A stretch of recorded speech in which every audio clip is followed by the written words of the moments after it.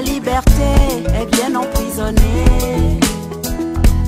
Les dirigeants parlent juste pour s'entendre parler.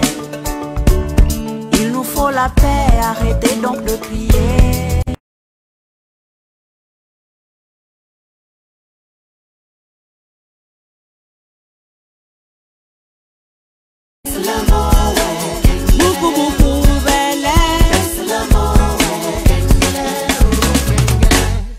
De bongo à bongo, 50 ans de bongo, de richesse à gogo, petit pays en paix.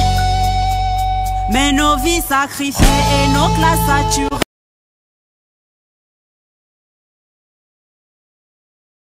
Baisse le mot, ouais. Kengele, oh, kengele. Baisse le mot, ouais. Walenge tatabane. Baisse le mot, ouais. Baketiambe di kengele. Baisse le mot, ouais. Gabon, dictature inassouvie, où la loi s'applique en fonction de qui. Des faussaires hissés, des faussaires soumis. Il nous faut l'État, sans citoyens avertis. Baisse le mot, ouais. Kengele, oh, kengele. Baisse le mot. Bambelia chumbi weka kengele. Baisse le mot, ouais. Malembo weka verse. Baisse le mot, ouais. Depuis Kondo, Mandindi, Ozori, Aboumi, pour ce Gabon béni, nous crierons liberté. Liberté. Du fond de nos cachots, du tombeau des héros, de nos voix de polo sortira.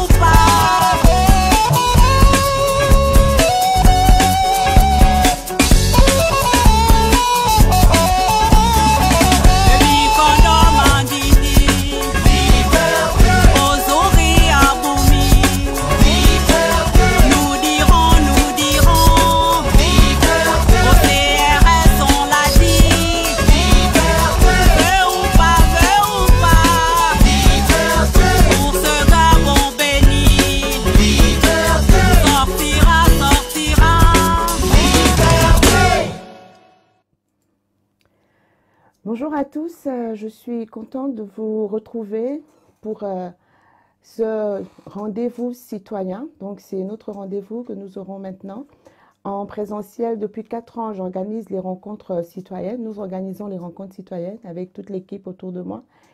Et en virtuel, dans les lives, ce seront les rendez-vous citoyens. Nous parlons de notre pays parce que nous en sommes des citoyens et nous sommes des dignes citoyens de notre nation qui nous est chère, qui est une grande nation et qui doit, dans le concert des nations, justement, avoir le rayonnement qu'elle mérite. Et c'est pour cela que nous ne nous lasserons pas de nous battre pour elle. Et le thème de ce rendez-vous citoyen d'aujourd'hui, c'est pourquoi nous nous battons.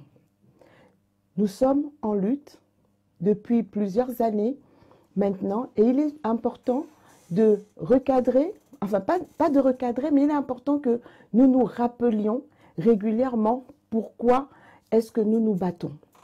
Parce que parfois, le combat dure et on a tendance, peut-être qu'on peut se fatiguer, peut-être qu'on peut se lasser, ou bien on a des coups durs qui nous arrivent dans la vie et la première chose souvent qui nous monte à l'esprit ou que ceux qui ne comprennent pas notre combat nous renvoient au visage, c'est pourquoi tu te bats en fait, pourquoi vous faites tout ça, ça va rimer à quoi, ça va mener où. C'est un combat qui nous prend du temps, qui prend notre énergie, qui prend nos émotions, qui prend notre cœur, qui prend notre vie, parce que c'est notre nation. Et il est important que nous puissions nous arrêter et vraiment pour nous souvenir de pourquoi est-ce que nous nous battons. Et c'est cet exercice que j'aimerais faire, que je vous invite à faire avec moi ce soir, que nous puissions nous remémorer les raisons de notre combat, les raisons de notre lutte. Pourquoi est-ce que nous nous battons?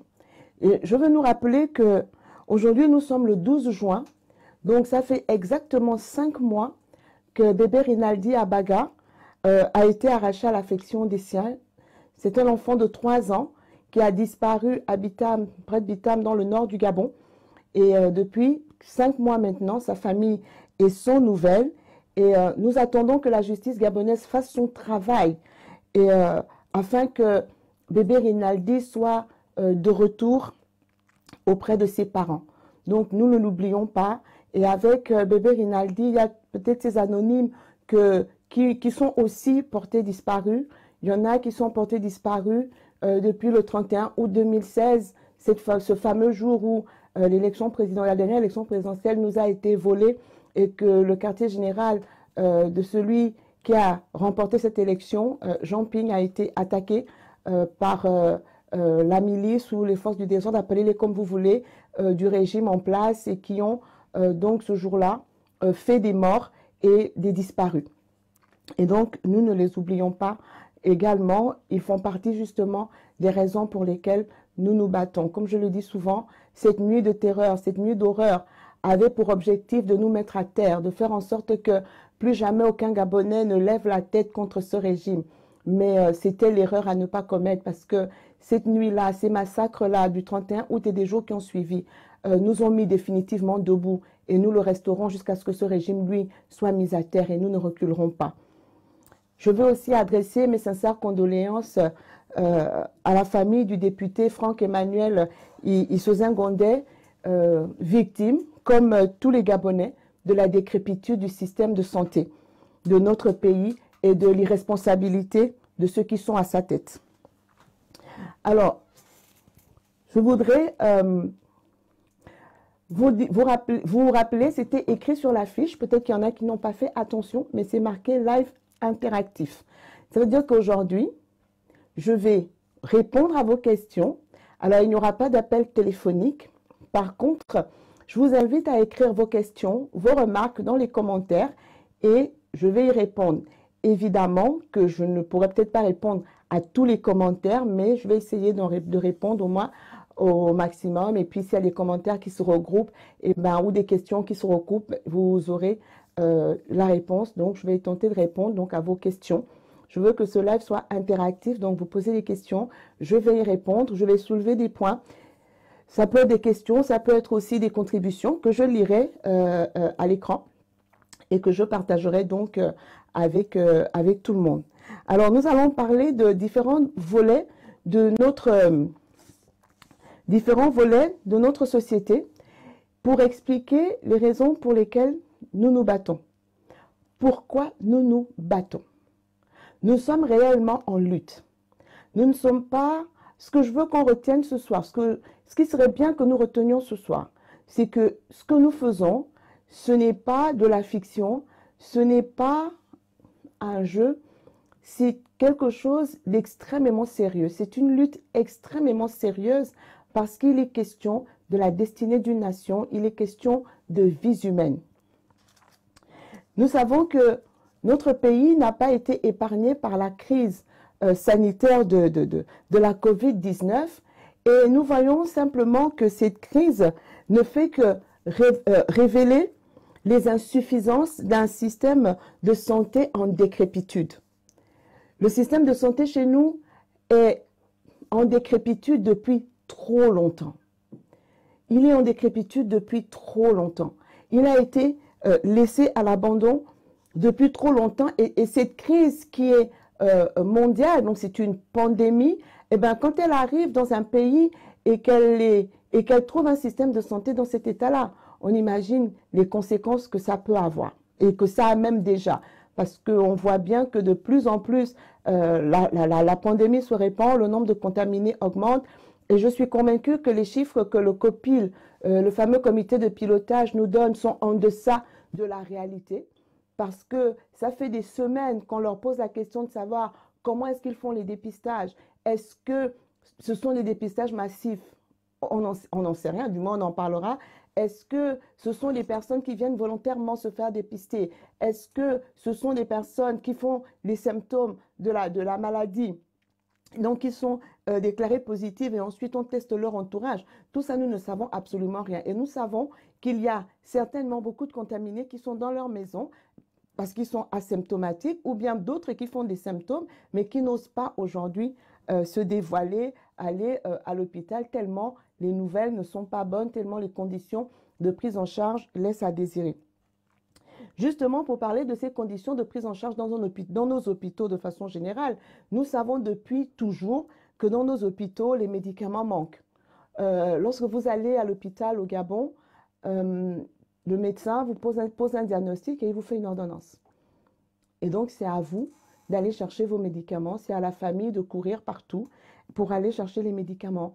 Tout manque, même le petit matériel. Des fois, on demande aux patients d'apporter eux-mêmes leur thermomètre, leur tensiomètre, parfois même jusqu'au coton, aux compresses ou même au bistouri pour se faire opérer.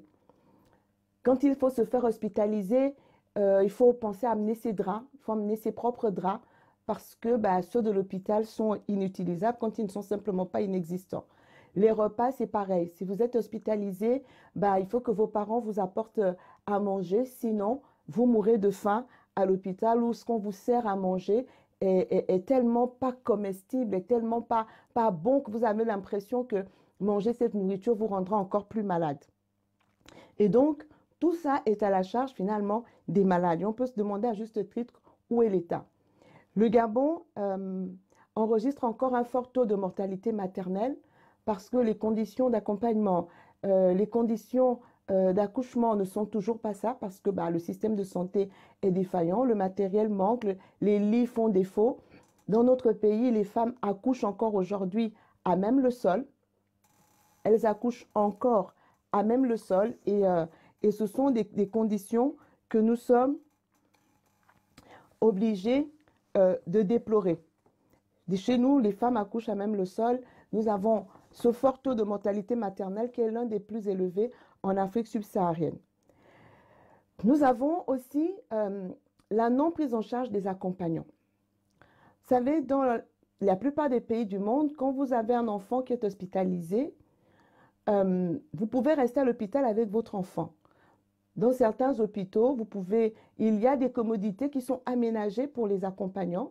Vous pouvez, pour les courts séjours, passer la nuit avec votre enfant. On va vous donner un lit d'appoint pour que vous soyez là, parce qu'un enfant malade a besoin de la présence de ses parents. D'ailleurs, dans ces hôpitaux pour enfants, les parents n'ont pas d'heure de visite. Ils restent là toute la journée. Et quand l'enfant doit être hospitalisé pour des longs séjours, dans certains pays, il y a ce qu'on appelle les maisons de parents. Donc, ce sont des maisons à proximité de l'hôpital ou dans l'enceinte de l'hôpital qui sont destinées aux parents. Donc, vous êtes hébergé là, vous pouvez payer une modique somme et vous restez là tout le temps que votre enfant est à l'hôpital pour vous permettre d'aller le voir et de passer du temps avec lui. Mais qu'est-ce qu'on constate au Gabon? Au Gabon, quand nos parents sont hospitalisés, il n'y a pas de place pour les accompagnants. C'est valable pour les personnes âgées, c'est valable pour... il y a des malades qui sont vraiment dans la nécessité d'un accompagnement. Rien n'est fait pour les familles. On voit les accompagnants qui dorment à la belle étoile autour des bâtiments des hôpitaux parce que rien n'est prévu pour qu'ils puissent accompagner leurs parents. Ils ne sont pas pris en charge. En plus, quand ils viennent de loin, ils doivent rester là parce que ce sont eux qui vont parfois faire la toilette de leurs parents, qui vont se débrouiller pour leur apporter à manger, qui vont se débrouiller pour en prendre soin dans l'hôpital. Voici les conditions parfois d'hospitalisation chez nous. Dans nos hôpitaux, évidemment, nos hôpitaux ne sont pas épargnés du manque d'eau, puisque ce manque d'eau potable est criard. On en avait parlé déjà dans l'un des points de situation que nous faisons régulièrement sur le déficit en eau potable parce que les infrastructures n'ont pas suivi. Et donc aujourd'hui, l'eau potable est une denrée rare pour les Gabonais. Il y a ces coupures d'électricité qui sont récurrentes et il n'y a pas de groupe électrogène pour prendre le relais. Donc nous avons des patients, des compatriotes qui décèdent à l'hôpital parce que le courant était coupé et qu'ils étaient sous respiration artificielle ou bien que des enfants étaient en couveuse et le courant a été coupé. Il n'y a pas de groupe électrogène pour reprendre le relais et nous déplorons des décès simplement parce qu'il a manqué l'électricité. Ces derniers temps, nous sommes dans cette crise de la Covid-19 et nous savons tous que l'une des complications de cette infection au coronavirus, ce sont les difficultés respiratoires. Donc, ce virus attaque les voies respiratoires avant de se déployer dans l'ensemble du corps, donc de passer dans la circulation sanguine et d'aller coloniser d'autres organes. Et quand il a colonisé les organes vitaux, eh ben, le patient décède malheureusement. Et donc, c'est ceux qui font la forme grave du COVID-19 avec des insuffisances respiratoires, ils doivent être mis sous assistance respiratoire. Et pour ça, il faut de l'oxygène. Or, au centre hospitalier de Libreville, le problème de l'oxygène se pose. Il y avait d'abord un problème de bonbonnes de gaz disponibles. Ils ont montré à la télévision qu'ils les livraient, mais en réalité, le problème est ailleurs. Le problème, c'est que tout le circuit qui permet de récupérer le dioxygène au niveau des bonbonnes de gaz, là où ils les mettent, et l'emmener dans les chambres, parce que vous voyez, le dioxygène, il sort par le mur en fait. Donc, il y a des tuyaux qu'on branche simplement qui récupèrent le dioxygène. Donc, ce mécanisme-là qui distribue le dioxygène dans l'ensemble de l'hôpital au CHU de Libreville est en panne. Il est en panne. Et il faut environ 300 millions de francs CFA pour le réparer et il n'a pas été réparé. Donc, lorsque le COPIL a désigné le CHU de Libreville comme hôpital de référence pour le Covid-19, les médecins de l'hôpital l'ont signalé. Ils ont signalé ce problème de dioxygène en disant « Vous ne pouvez pas faire de cet hôpital un hôpital de référence Covid parce qu'il n'y a pas de dioxygène. Or, le dioxygène est indispensable pour les cas graves dans cette pandémie. » Ils ont insisté, ils ont désigné l'hôpital général, donc le CHU de Libreville, CHU, dénomination très pompeuse, parce qu'on pense qu'il suffit de changer les noms et ne pas mettre les moyens derrière pour que ça fonctionne comme un vrai centre hospitalier universitaire. Et donc, il n'y a pas de dioxygène. Il n'y a pas de dioxygène. Et ça entraîne la mort des patients. Parce qu'il n'y a pas de dioxygène, alors qu'il faut juste 300 millions de francs CFA pour réparer. C'est juste ce qu'il faut. Alors, je regarde en même temps, je regarde par ici vos commentaires pour pouvoir y répondre au cas où. Oui, Jules Bertrand nous dit que Jules Bertrand Kamamba nous dit que nos hôpitaux sont des mouroirs. Et c'est extrêmement grave que l'hôpital est censé être un endroit où on va pour vivre. L'hôpital est censé sauver des vies. Et lorsque des hôpitaux se transforment en mouroirs, c'est que c'est extrêmement, extrêmement grave. Depuis qu'il y a cette crise, cette pandémie de la COVID-19, nous avons fait plusieurs points de situation. Nous avons demandé le nom que le COPIL nous dise, ou le ministère de la Santé, qui est quasiment inexistant depuis le début de la crise, mais qu'ils nous disent de combien de respirateurs artificiels nous disposons dans le pays et quelle en est la cartographie. Cette information n'est toujours pas disponible. Ils ont parlé de 100 respirateurs qu'ils auraient commandés. Ces respirateurs sont toujours invisibles. Ils sont toujours invisibles. Personne ne sait où ils sont. Ça veut dire que même face à des situations aussi graves, face à la mort, ils continuent de mentir. Le Gabon a à sa tête des individus qui sont sans limite. Et la situation que nous vivons est tellement dramatique qu'aujourd'hui, des Gabonais meurent de maladies qui, en temps normal, avec un système de santé normal, ne pourrait pas les tuer. Nous voyons comment dans d'autres pays, on se bat pour sauver une vie. Mais au Gabon, le décès d'un Gabonais est devenu banal. C'est une information vulgaire sur laquelle on passe.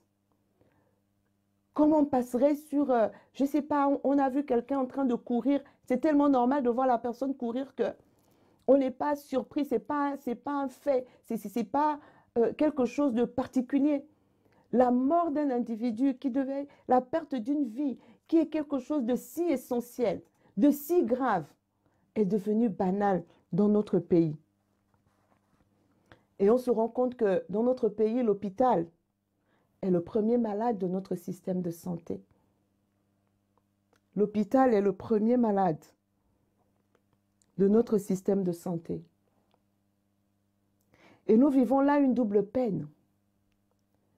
On se voit confisquer nos libertés et en même temps, nous sommes privés de notre droit de nous soigner. Parce qu'en fait, se soigner, c'est un droit.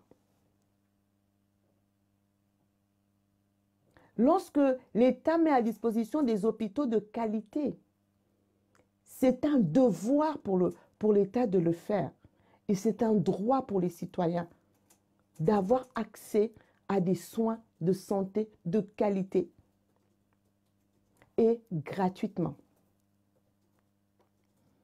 Lors de son discours démagogique du 21 mai 2020, là, Bongo Ondimba Ali a annoncé le versement au personnel soignant d'arriérés de primes d'incitation à la performance qui date de 2015.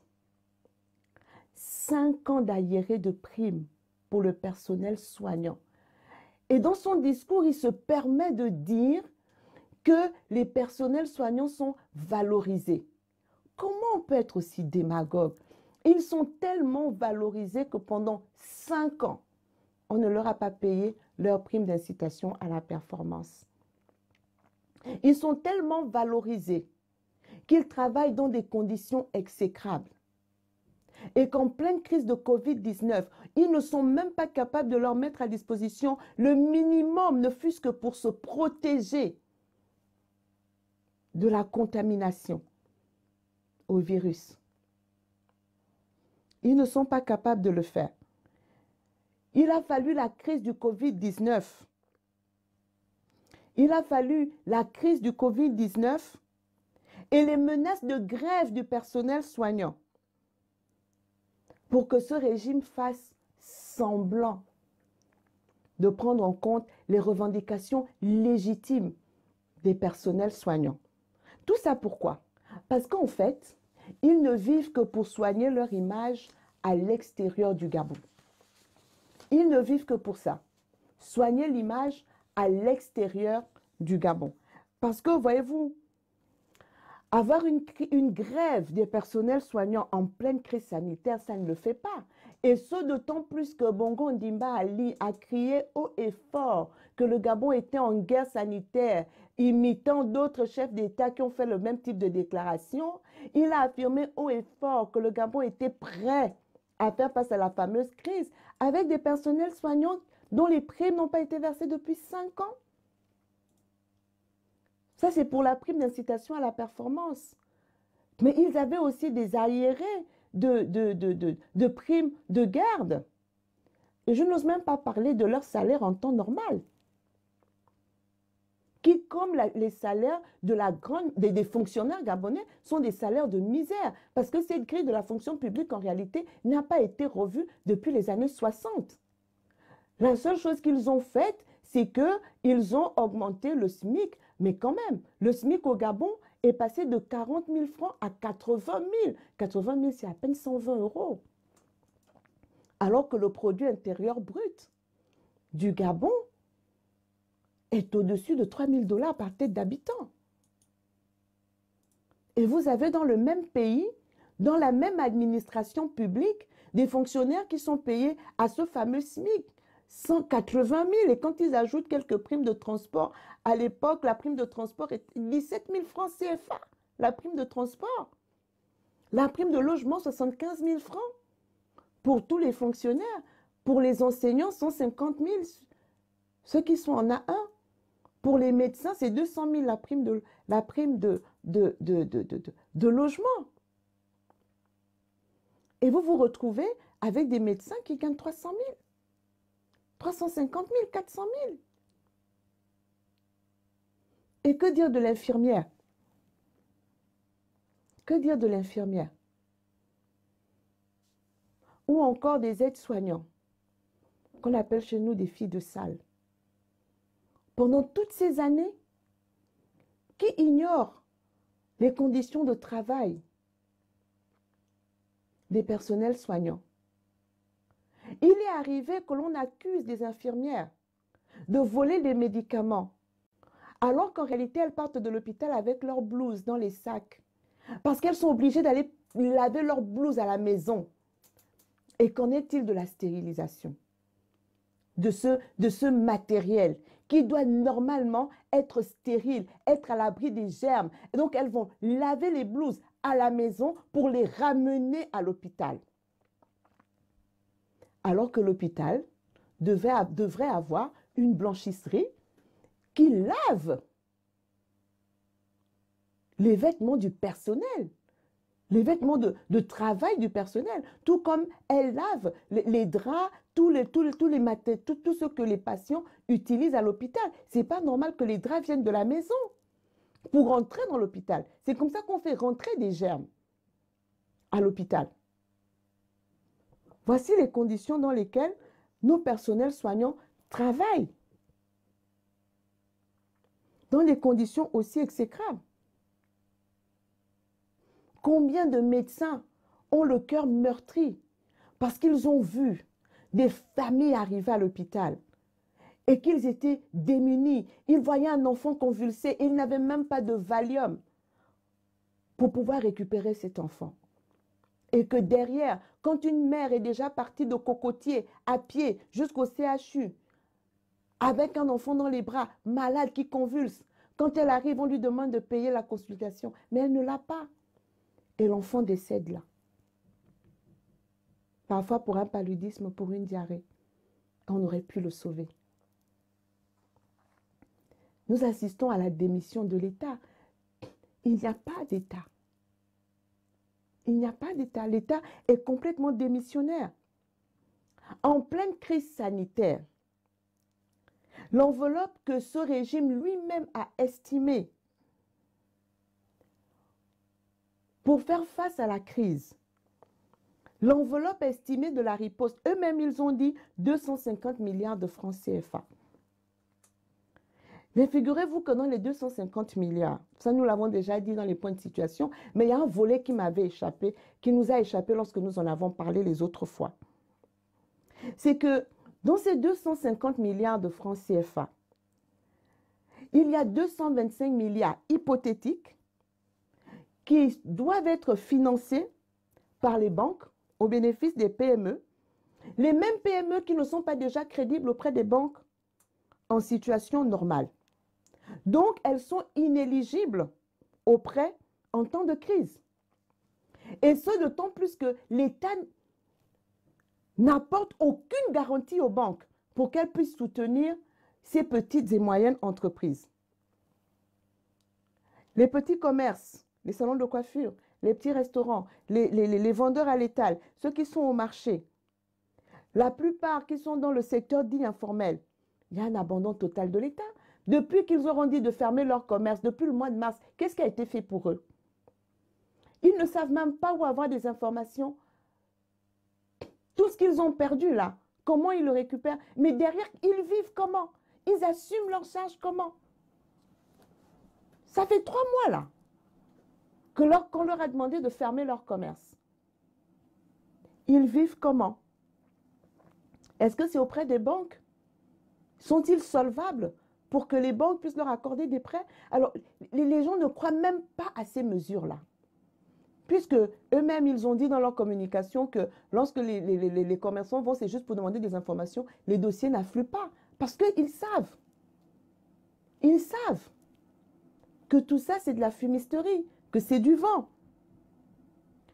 Comment pensez-vous que sur une enveloppe de 250 milliards de francs CFA, estimée par le régime demande aux banques de financer 225 milliards et donc il ne reste plus que 25 milliards à la charge de l'État. Donc 10% de l'estimation que eux-mêmes ils ont faite. 10% de leur estimation, c'est ce que l'État compte apporter comme contribution. Au conditionnel, parce que sur le terrain, rien n'est visible. Et donc, sur 250 milliards, ils estiment que 225 milliards doivent aller pour les entreprises. Et donc, c'est seulement 25 milliards qui sont alloués pour les mesures sanitaires et sociales. Et nous sommes en crise sanitaire, c'est quand même grave. Quand on a un système de santé comme celui que je viens de décrire, les priorités auraient dû être mises où? Ce n'est pas dans le système de santé, ce n'est pas dans l'achat du matériel médical pour protéger d'abord les personnels soignants. Parce que si dans cette crise, nous perdons nos personnels soignants, mais il n'y a plus rien à faire, ils doivent être les premiers à être protégés. Ensuite, on devait voir les conditions. Qu'est-ce qu'on peut faire là rapidement? Vous allez dire de ne pas comparer, mais la Chine a construit des hôpitaux en 10 jours. Pour dire que dans l'urgence, il faut prendre des mesures qui permettent de gérer l'urgence. Mais quand on n'est pas capable déjà de gérer un pays en temps normal, mais ce n'est pas en temps de crise qu'ils vont le faire. Et là, cette crise est venue à nouveau mettre en exergue toutes leurs incompétences et toutes leurs incapacités. 25 milliards, 10% de l'enveloppe qui est censée être allouée à la riposte, seulement 10% devrait être consacrée.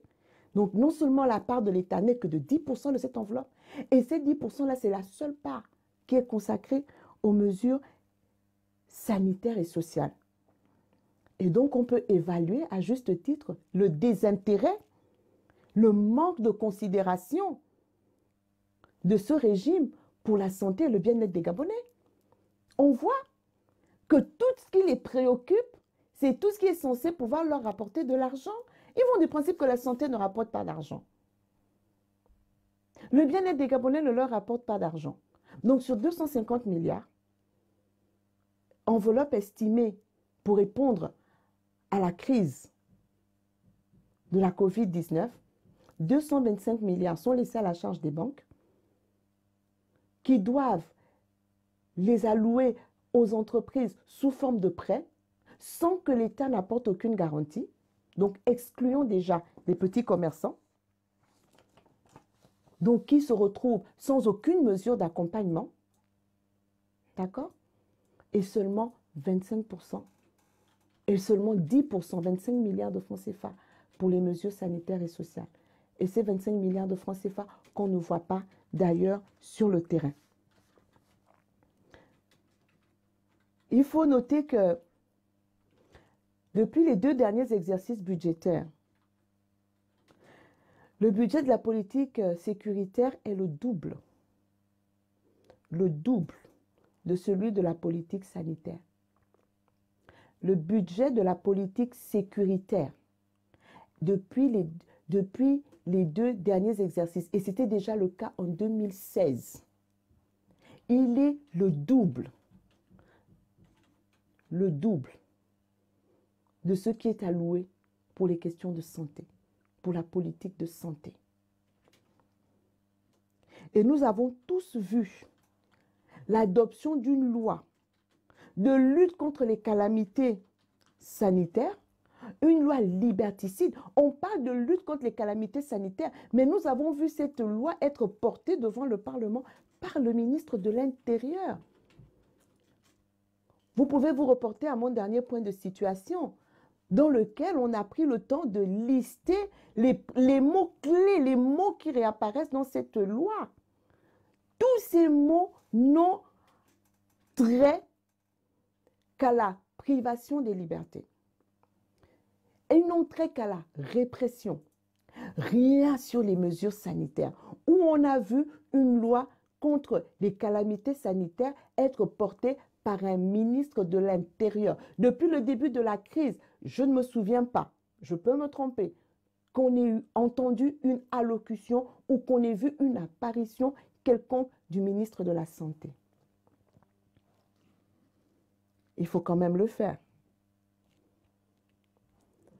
Pour minimiser l'impact des légitimes revendications des personnels de santé, qu'est-ce que ce régime a fait? Il a militarisé la santé. Nous n'avons jamais eu autant d'hôpitaux militaires. Pourquoi? Parce que les militaires ne grèvent pas. Les militaires sont assermentés. Donc, plutôt que de résoudre les problèmes légitimes posés par le personnel soignant, ils ont militarisé la santé. Alors, pour ceux qui pouvaient encore avoir des doutes, ne sont-ce pas là des preuves que ce régime repose uniquement sur la répression pour distiller la terreur? Et il repose sur le tout sécuritaire. Rien pour le social. Rien pour la santé. Et ils pensent que ça va continuer comme ça jusqu'à quand? Eux-mêmes sont les premières victimes de leur tout sécuritaire. Ils ne s'en rendent pas encore compte, mais ça ne saurait tarder. Lorsque Bongo Ondimba Ali a pris le pouvoir, parmi les mesures phares dont il se réclame la mise en œuvre, il y a la mise en place de la Caisse nationale d'assurance maladie et de garantie sociale, la CNAM-GS. Cette CNAM-GS est censée accompagner les Gabonais économiquement faibles, comme eux-mêmes ils les ont appelés. Mais on est surpris qu'en pleine crise sanitaire, par une note datée du 4 mai 2020, la CNAM-GS informe les structures sanitaires qu'elle ne prend pas en charge les prestations liées à la COVID-19. C'est quand même étrange. Le COPIL, pour sa part, lui aussi, a rejeté catégoriquement cette position. Il dit que ce n'est pas à lui de prendre en charge les Gabonais économiquement faibles qui sont malades de la COVID-19. Tout ça, nous sommes en pleine crise sanitaire. Est-ce que ce n'est pas là encore un fait patent qui nous édifie davantage sur la gestion chaotique de la crise sanitaire au Gabon? Mais finalement, qui va prendre en charge les Gabonais économiquement faibles atteints de la COVID-19? Qui les prend en charge? Nous avons des familles déjà qui se plaignent. Qui les prend en charge? La CNAM-GS dit que ce n'est pas elle. La Caisse nationale d'assurance maladie et de garantie sociale, elle dit qu'elle ne les prend pas en charge. Le COPIL dit ne les prend pas en charge. Le ministère de la Santé, complètement inexistant. Pire encore, le 20 mai dernier, par le biais d'une autre note d'information, la CNAM-GS a annoncé la suspension de l'immatriculation des Gabonais économiquement faibles, à l'exception des femmes enceintes et des personnes malades. Bon, comme ils ne prennent pas en charge les malades du Covid-19, donc ça veut dire que quand ils disent qu'ils ont stoppé, ils ont arrêté l'immatriculation et qui continuent d'inscrire juste, d'enregistrer les femmes enceintes et les personnes malades. Donc ceux qui sont malades de la COVID-19, eux sont exclus de ça. Donc ils immatriculent tous les malades, sauf ceux atteints de la COVID-19. Pourquoi? Il faut qu'ils nous disent. Est-ce que pour eux, le COPIL dispose d'un budget qui devrait prendre en charge ces malades? Qu'ils le disent. Est-ce que quelle est la structure qui va les prendre en charge? Qu'ils le disent. Parce que là, nous avons des compatriotes livrés à eux-mêmes en pleine situation de crise sanitaire. Ils vont être incapables de se soigner. Ils ne vont même pas se rendre à l'hôpital. Même si on dit que dans ces hôpitaux, même si nous savons que la plupart sont des mouroirs, mais quand même, les populations sont doublement abandonnées, triplement abandonnées. En pleine crise sanitaire, la CNAM-GS décide qu'elle ne prend pas en charge les Gabonais économiquement faibles qui seraient atteints de Covid-19. Le COPIL dit pareil, le ministère de la Santé se tait. Ce n'est pas possible. Alors pendant que les structures étatiques sont aussi défaillantes, Bongo Ondimba Ali dit que lui va sortir 2 milliards. Voici les incohérences, les incongruités, toujours dans la personnification de l'État. L'État, ce sont des structures, ce sont des institutions qui sont mises en place pour le bien commun. Et là, nous voyons qu'en pleine crise sanitaire, les structures étatiques sont plus que défaillantes. Et la défaillance continue de se voir. Parce qu'il y a une triste réalité qui est là. C'est que le copie, la défaillance se voit dans le traitement des appels de détresse sur le numéro d'urgence 1410 et dans la prise en charge des cas positifs à la COVID-19. De nombreux cas présumés qui présentent les symptômes du COVID-19 éprouvent des difficultés à se faire dépister. On leur demande de s'inscrire sur une liste de cas potentiels. C'est la seule offre médicale qui leur est proposée. Et donc, ils sont contraints de rentrer chez eux au risque de propager le virus autour d'eux.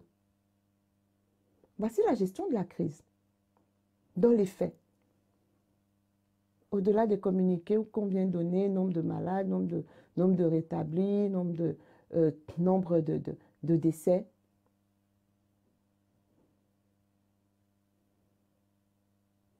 Bongo Ondimba Ali, il avait parlé de 60 centres de dépistage. Ils sont où ces 60 centres de dépistage? Il était question de 60 000 gels hydroalcooliques qui seraient produits en coque. Quelqu'un les a vus?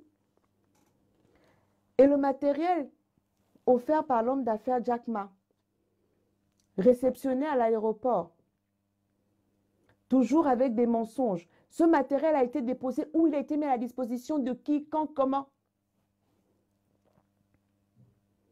Il semblerait que certains seraient en train de le revendre et veulent même le revendre au personnel soignant.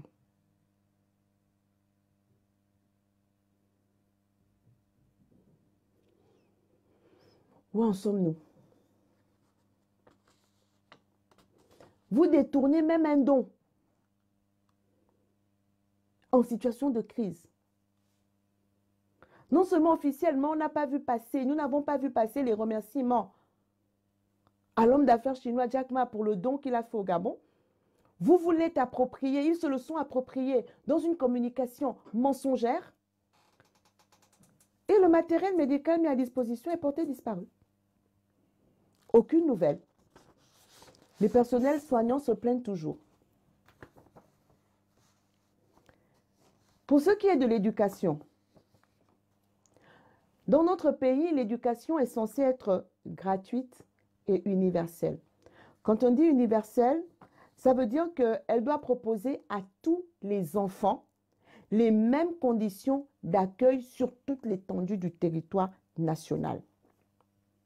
Mais qu'est-ce que nous voyons dans notre système de santé? Qu'est-ce que nous voyons?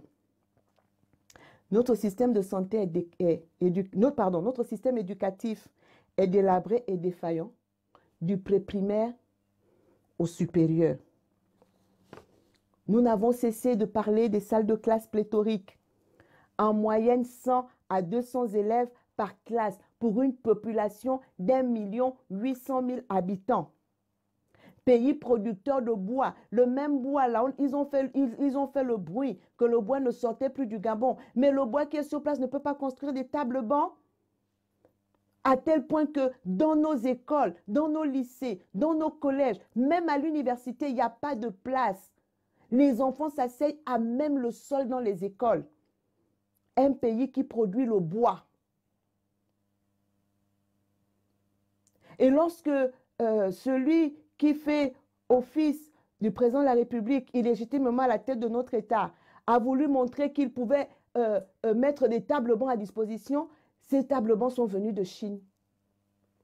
De Chine. Le même qui a dit qu'il fallait donner de la place au métier du bois pour que le bois soit transformé sur place, que ça crée des emplois et que voilà, on puisse l'utiliser. Ils ne sont pas capables de commander les tables bancs au Gabon.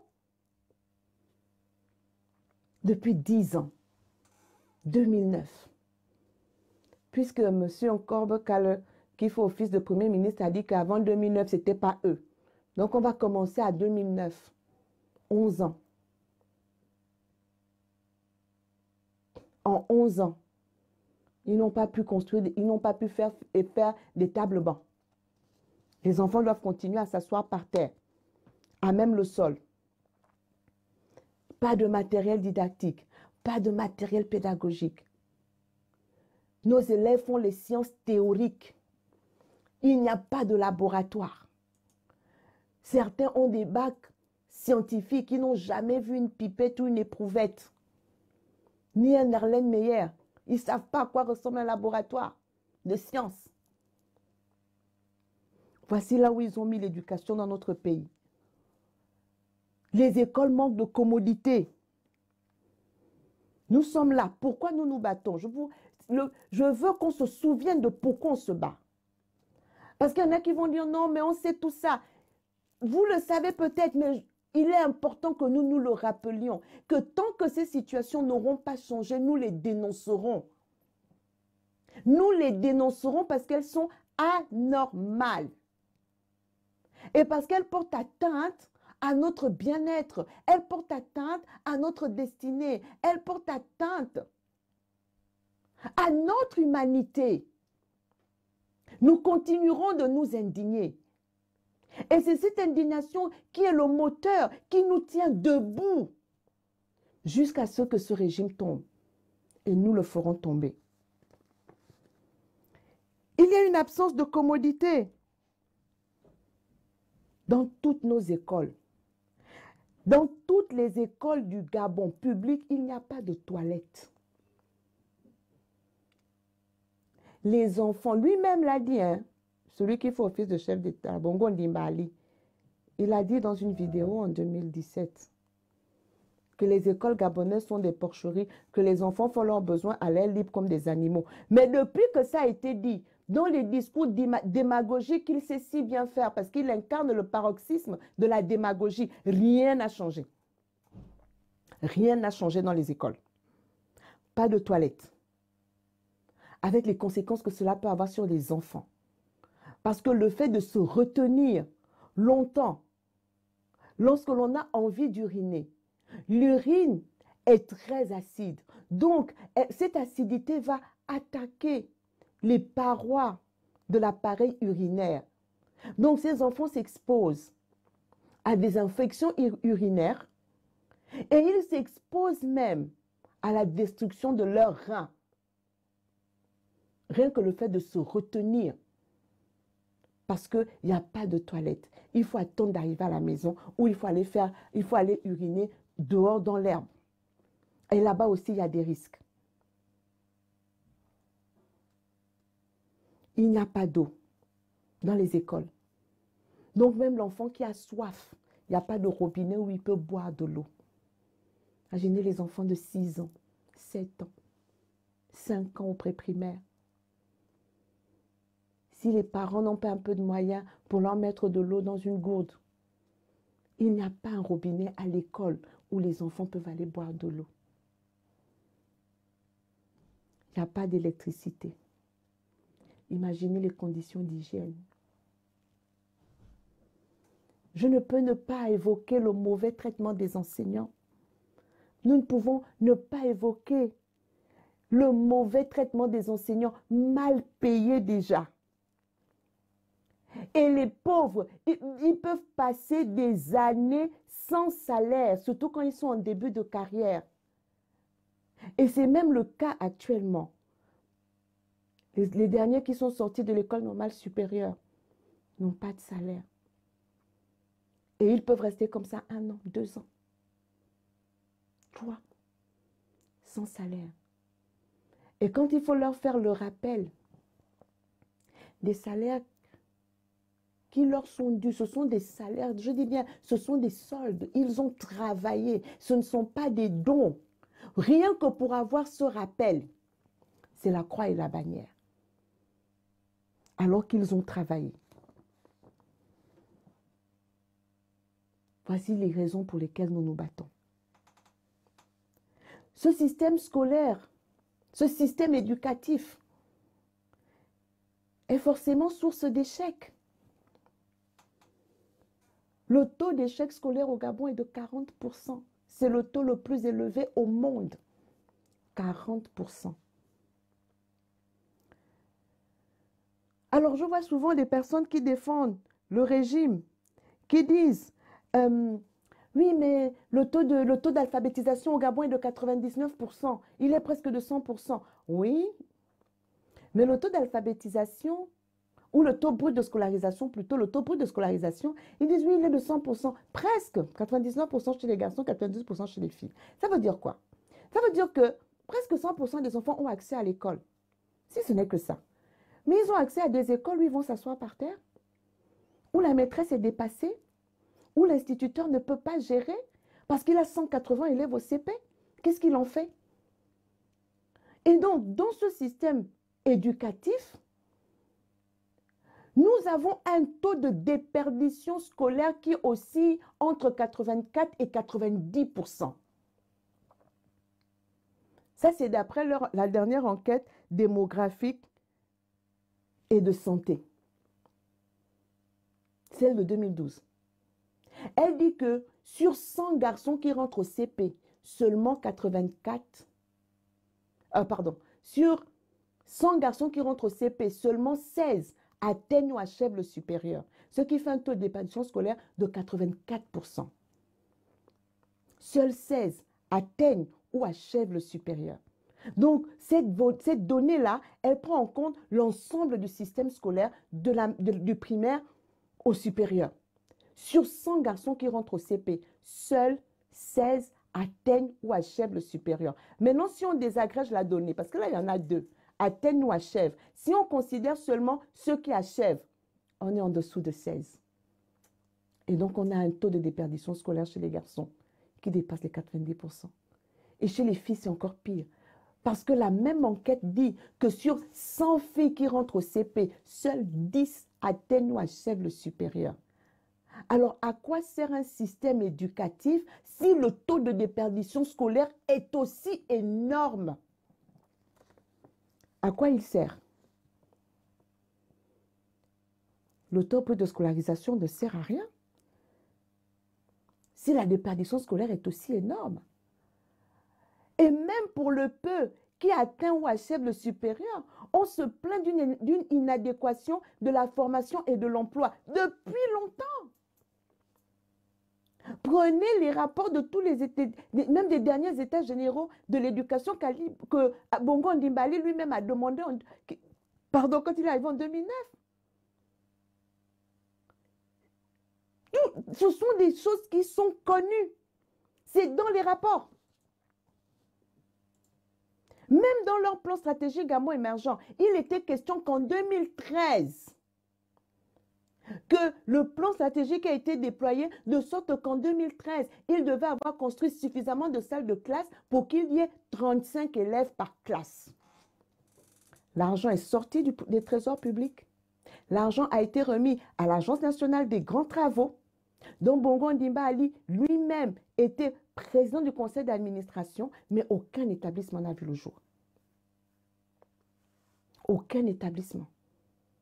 Plus de 20 milliards pour réhabiliter ou construire. C'est toujours comme ça, hein, c'est toujours flou. C'était pour réhabiliter ou construire 60 établissements scolaires. Aucun n'a vu le jour. Mais l'argent est sorti du trésor public. Vous pouvez le retrouver dans la loi d'exécution du budget de 2013. L'argent est sorti, mais aucun établissement n'a été mis en place.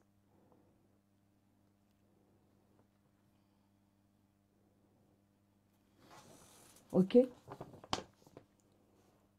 Donc, voici la situation dans laquelle nous sommes.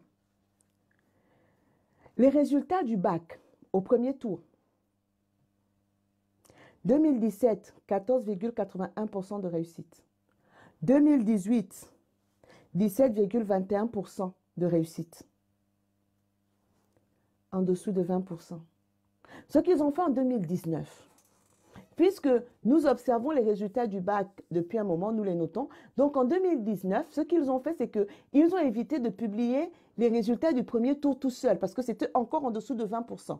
Parce que ce qu'ils font, c'est quoi? C'est que comme les résultats au premier tour sont très bas, au second tour, ils rachètent jusqu'à 7, parfois 6, pour gonfler les chiffres, pour venir dire qu'il y a eu 80% des élèves qui ont eu le bac, ou 70% qui ont eu le bac.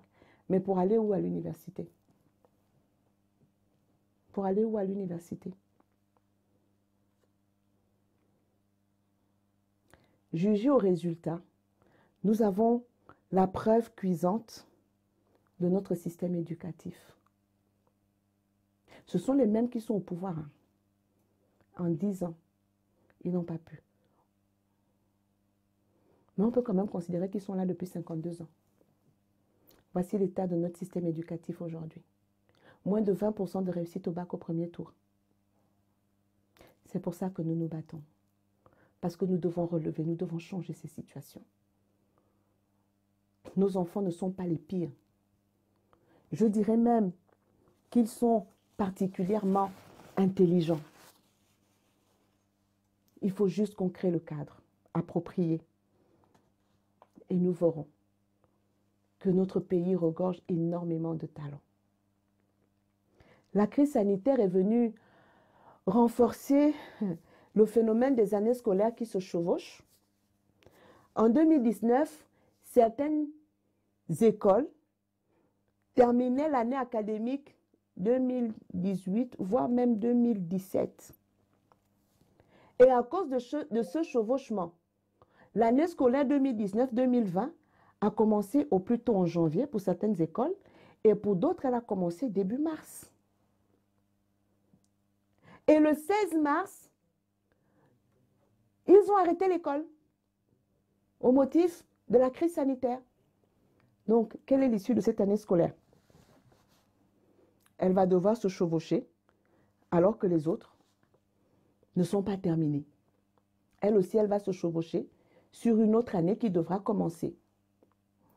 Mais alors,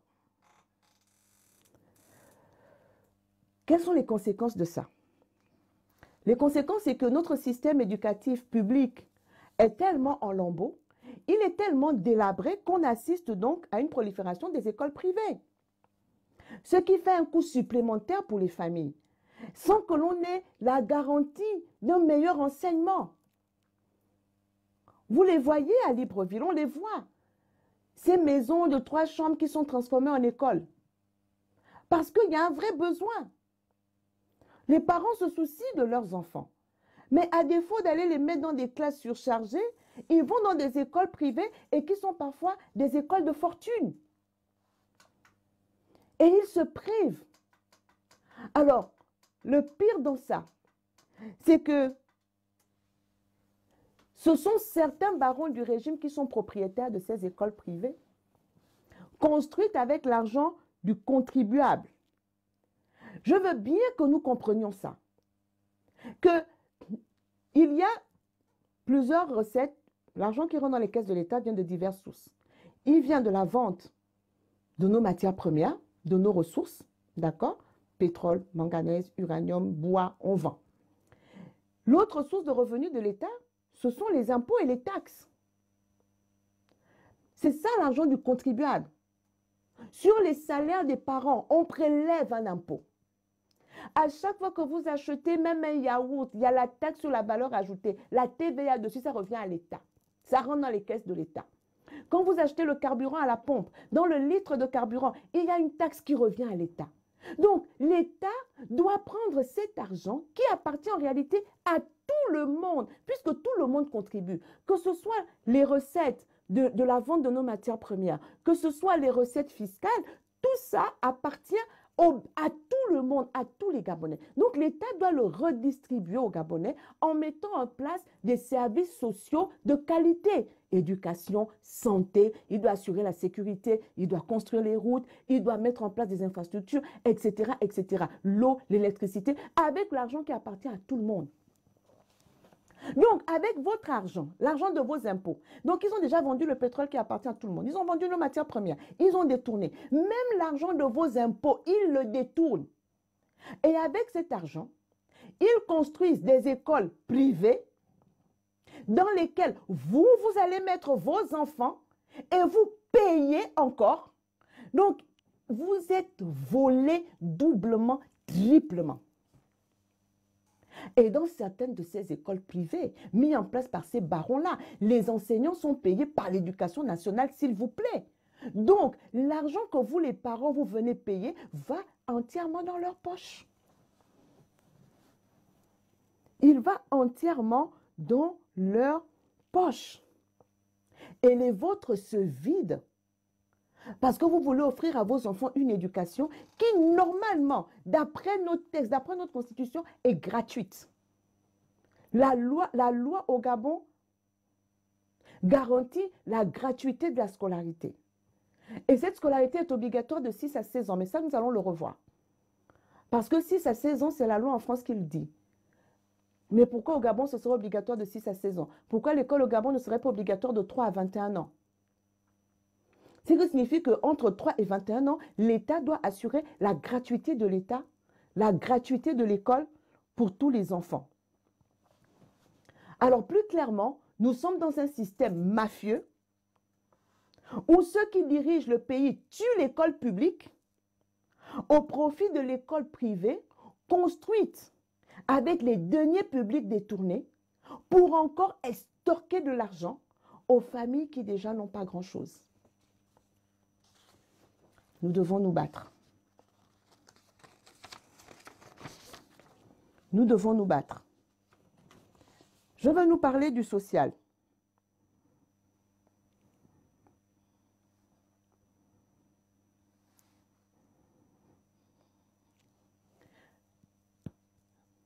Gaël nous dit que l'éducation est devenue une usine de fabrication de chômeurs. On va en parler tout à l'heure.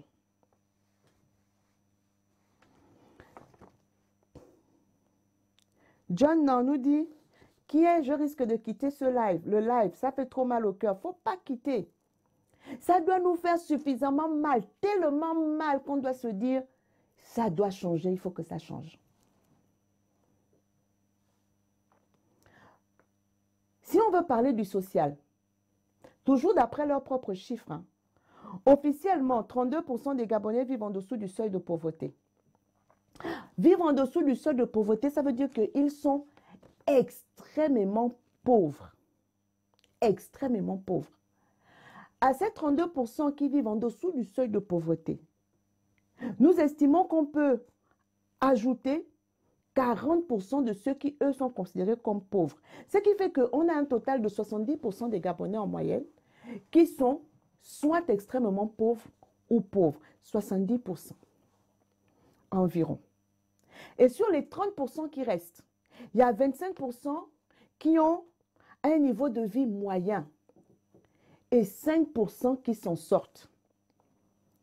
La grande majorité des Gabonais vit dans les bidonvilles, que l'on appelle dans le langage courant le Mapan ou bien les Matitis. Et il faut savoir que ces Matitis-là occupent 80% de la superficie de nos villes. Regardez Libreville, dès que vous quittez le bord de mer et le centre-ville, vous êtes tous dans les Matitis. Tout de suite, vous êtes dans les Matitis. La baie des Cochons, elle est où? C'est là, derrière l'hôpital. La baie des Cochons. Elle est presque au centre-ville, la baie des Cochons.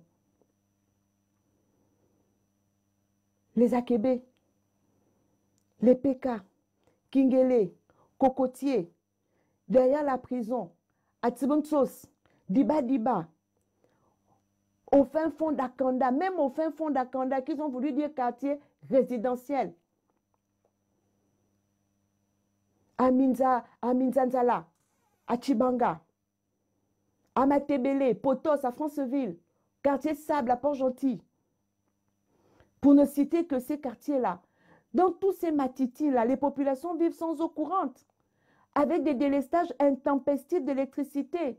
Il n'y a pas d'accès pour les voitures. Même s'il y avait des ambulances, l'ambulance irait chercher quelqu'un là-bas. Il n'y a pas de route. Ces populations sont en prise aux inondations à chaque pluie, sans compter les mauvaises conditions d'hygiène, les maladies infectieuses. Dans ces bidonvilles où vivent la majorité des Gabonais, les populations sont sans ressources. Sans ressources. La souffrance et la famine font des ravages. Vous avez des familles au Gabon, quand elles se lèvent le matin, elles ne savent même pas ce qu'elles vont manger. Elles ne savent pas ce qu'elles vont manger. Elles ne savent pas ce qu'elles vont manger. Se nourrir, se vêtir, se soigner, même boire de l'eau potable dans certains quartiers, ce sont des privilèges, voire même des rêves. Dans notre pays, le Gabon. Oui, Gaël, C'est exactement ça. Urbanisation nulle. Installation anarchique des populations. D'où le manque d'infrastructures primaires. Il n'y a pas l'eau, il n'y a pas l'électricité, parce que rien n'a été anticipé. Rien. Et dans ces familles-là, vous avez plusieurs générations qui vivent sous le même toit. Le père et la mère, quand ils ont travaillé, ils n'ont pas leur pension retraite parce que nous avons le problème des pensions retraite. Puisque dans les entreprises publiques, parapubliques, les cotisations des salariés sont systématiquement détournées. Quand ils arrivent à la retraite, c'est là qu'on leur annonce que la société n'a jamais versé les cotisations. Ils se retrouvent sans pension retraite. Ou bien quand ils ont leur pension retraite, c'est la Caisse nationale de sécurité sociale qui ne veut pas les leur verser, qui veut les leur verser par trimestre, par mois, par mois. Ils sont obligés d'entrer en grève. Et on a vu l'année dernière la grève des retraités pour réclamer leur pension retraite. Ils n'ont pas hésité à envoyer les militaires, l'armée chargée des vieillards qui ne réclamaient que leur pension retraite. Ils sont allés leur mettre des gaz lacrymogènes. La répression qui n'a pas de limite. Sous le même toit, on va voir le père et la mère qui, quand ils ont travaillé, se battent pour avoir leur pension retraite. Et des fois, ils n'ont jamais travaillé. On a le fils ou la fille qui est là, qui est sans emploi et qui a pourtant des diplômes des fois. Et on a les petits-enfants qui sont là, mais que l'on ne peut pas envoyer à l'école faute de moyens. Voici les situations de nos familles dans les quartiers. On fait quoi? On se bat.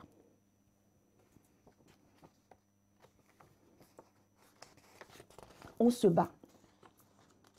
On ne lâche pas. Sur le plan économique, la dette publique du Gabon s'élève à plus de 5 300 milliards de francs CFA. Et ça a un impact sur l'économie. Pourquoi?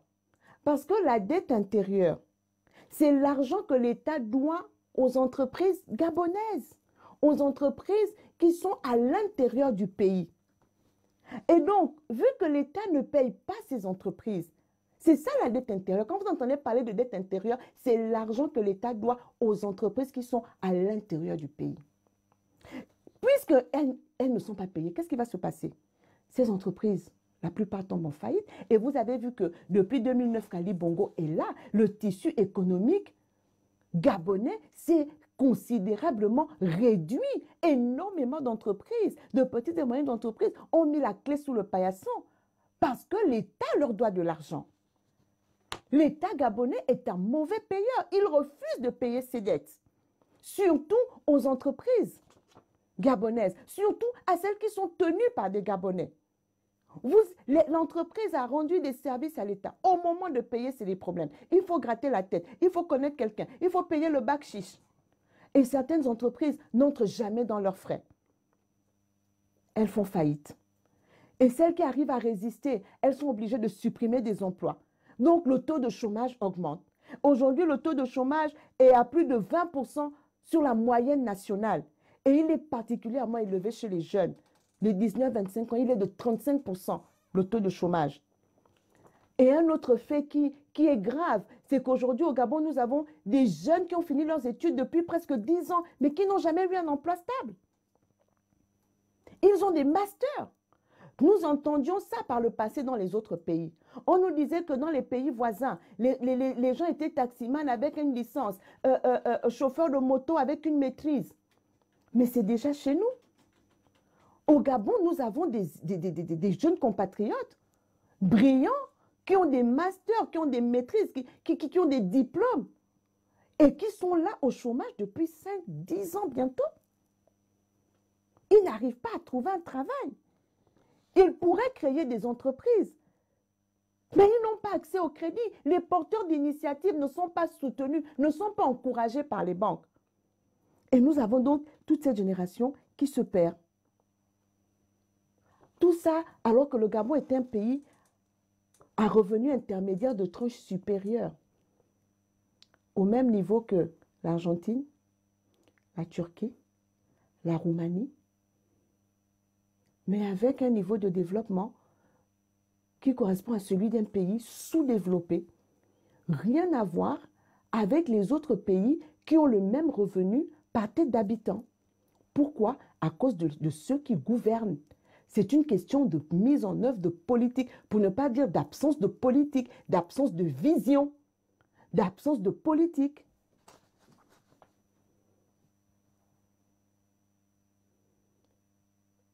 C'est cela. Merci Darrell. Nous allons toujours rappeler qu'en 10 ans, 11 ans maintenant, le régime d'Ali Bongo, on a dit, encore Bakal a dit qu'on ne touche pas avant 2009, ce n'était pas eux. De 2009 à 2020. 11 ans. En 11 ans, le Gabon a accumulé plus de 33 000 milliards de francs CFA de budget cumulé au cours des 10 dernières années. 33 000 milliards de francs CFA, sans que cela n'améliore ni le système éducatif, ni le système de santé, ni les routes, ni l'accès à l'eau potable, ni l'accès à l'électricité, ni le matériel et l'équipement médical. Rien, bien au contraire. Les conditions du pays, les conditions de vie se sont dégradées au Gabon depuis ces 10 dernières années. Le pays est en déclin.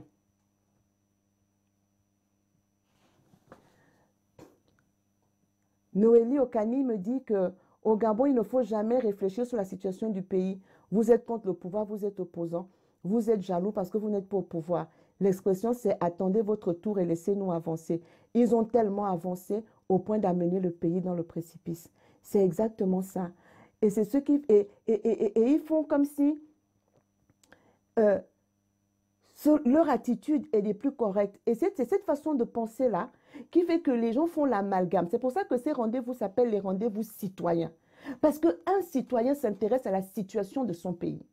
Un citoyen s'intéresse, il fait même de la politique, c'est son pays. C'est lui qui évalue, qui juge les politiques, puisque ces politiques sont censés être élus. Donc, quand on veut solliciter le suffrage, c'est solliciter le jugement. Ceux dont on sollicite le suffrage sont censés nous juger et dire « ça, vous ne l'avez pas bien fait, donc nous ne sommes pas d'accord avec vous ». Effectivement, leur objectif est que les gens se taisent et ils disent « laissez-nous avancer », mais ils n'avancent pas, ils reculent, puisque le pays est en déclin. Le pays est en déclin. Voici là où ils nous ont menés. 10 ans. Système éducatif à terre. Système de santé à terre. Ce dont nous parlons là, ça a l'air surréaliste. Quand vous dites ça aux gens, on a même comme l'impression que c'est vous qui délirez. Mais c'est la triste réalité de notre pays. Et cette réalité, nous devons la regarder en face. Parce que si nous ne la regardons pas en face, nous n'allons pas nous lever suffisamment contre elle. Nous ne serons pas suffisamment indignés. C'est l'indignation qui doit nous porter. Mais pour être indigné, il faut regarder la situation en face. Il ne faut pas dire blanc quand c'est noir. Or, c'est ce qu'ils veulent nous faire faire. Les Gabonais meurent, ce n'est pas un problème. Les enfants disparaissent, ce n'est pas un problème. Mais finalement, qu'est-ce qui sera un problème? La seule chose qui est un problème, c'est qu'on les remette en cause.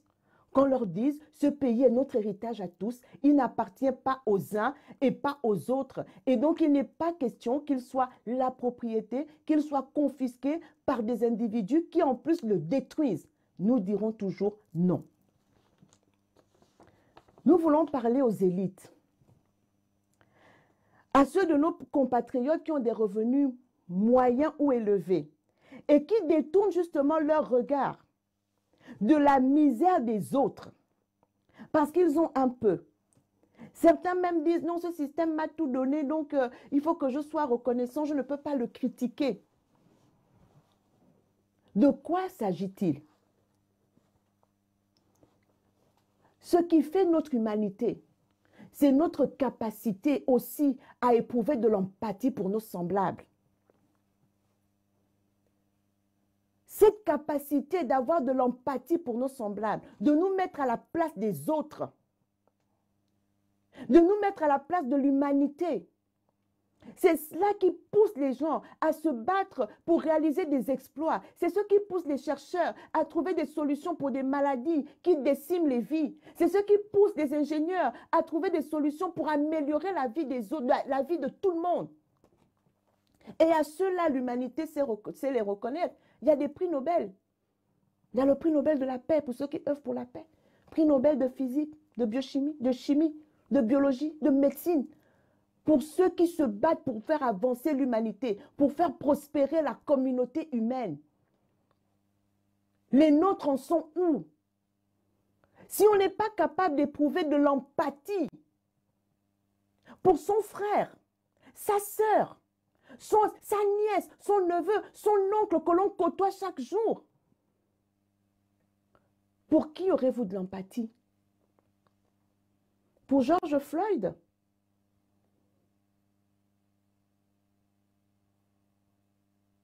Je dénonce ce qui est arrivé à ce monsieur. Mais est-il normal qu'un Gabonais veuille s'indigner pour George Floyd quand il n'a pas été capable de s'indigner pour Mboulebe Kaka qui a été tué? Il n'a pas été capable de s'indigner pour Martin Oulabou? Il n'a pas été capable de s'indigner pour l'attaque du quartier général de Jamping, le 31 août? Il n'est pas capable de s'indigner pour les enfants qui disparaissent au Gabon? Toutes les vies se valent. Si on s'indigne pour une vie aux États-Unis, on est capable donc de s'indigner pour une vie au Gabon. Pourquoi cette sélection? Pourquoi les vies des Gabonais auraient moins de valeur que les vies des autres? Vous avez un peu de moyens. Vous avez beaucoup de moyens. Vous détournez les yeux face à la misère. Mais ceux qui sont dans cette misère, ce sont vos parents, ce sont vos amis, ce sont vos proches.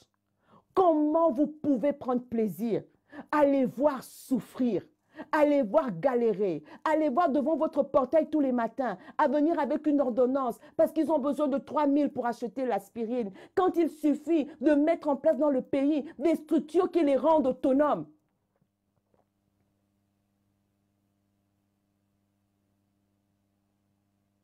Comment est-ce possible?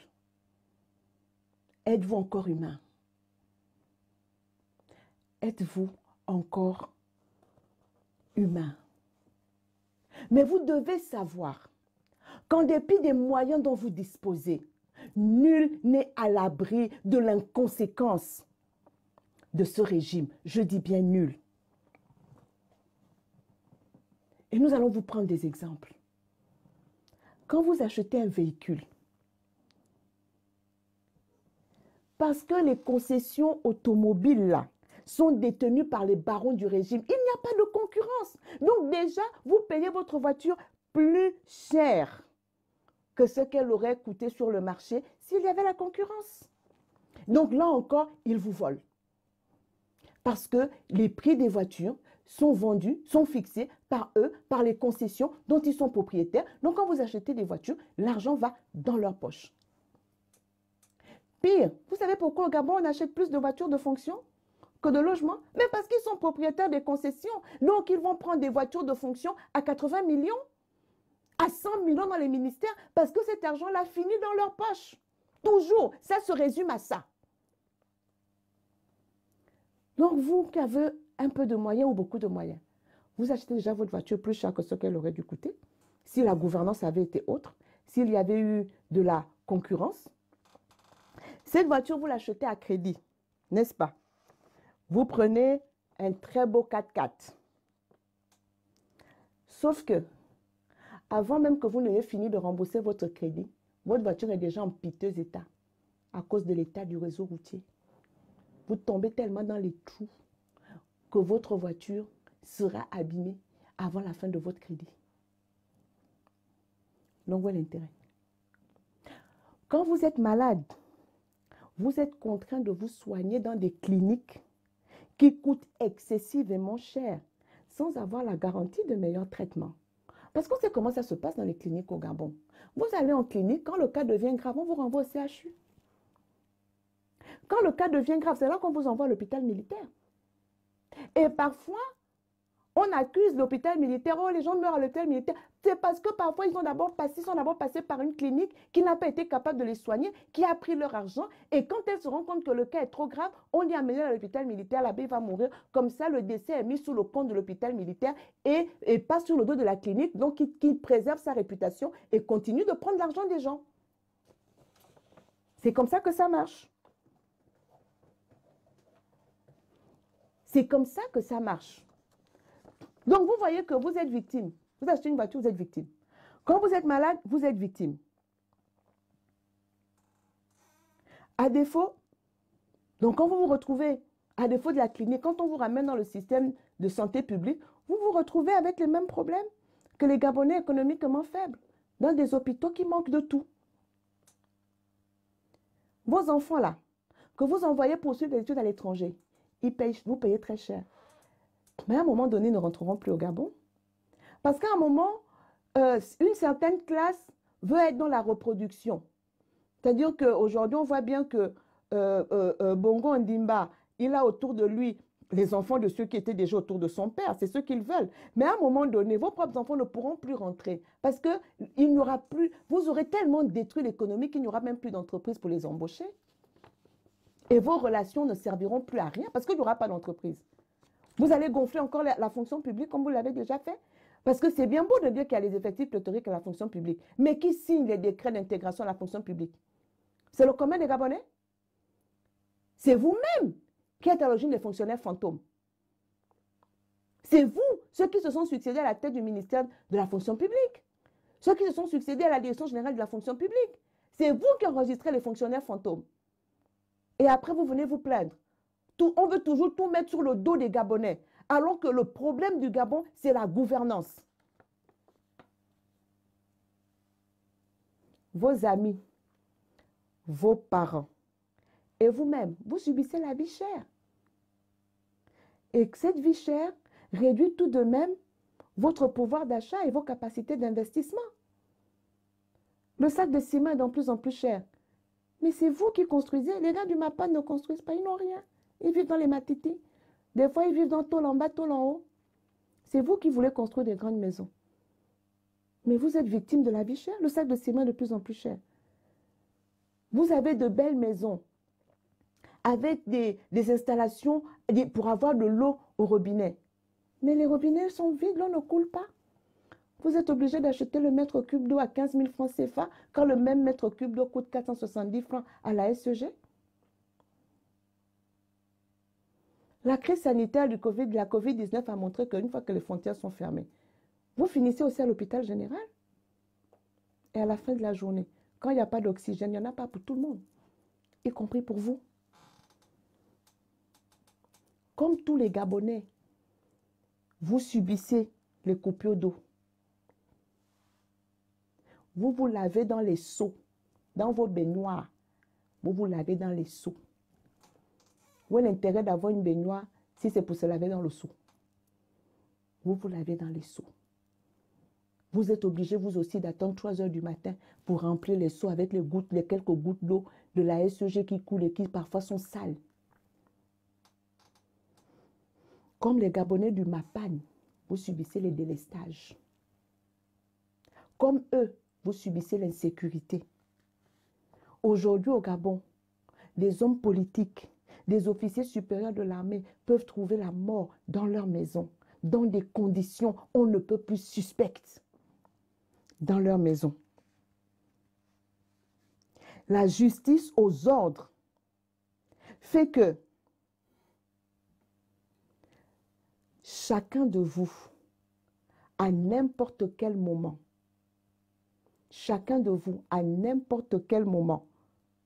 et pour n'importe quel motif fallacieux, peut se retrouver privé de liberté, privé de ses droits et même privé de sa vie. Et ce, en dépit de sa position sociale et même en dépit de sa dévotion au système. Personne n'est en sécurité au Gabon. Personne. Député PDG retrouvé mort. Officier supérieur de l'armée retrouvé mort.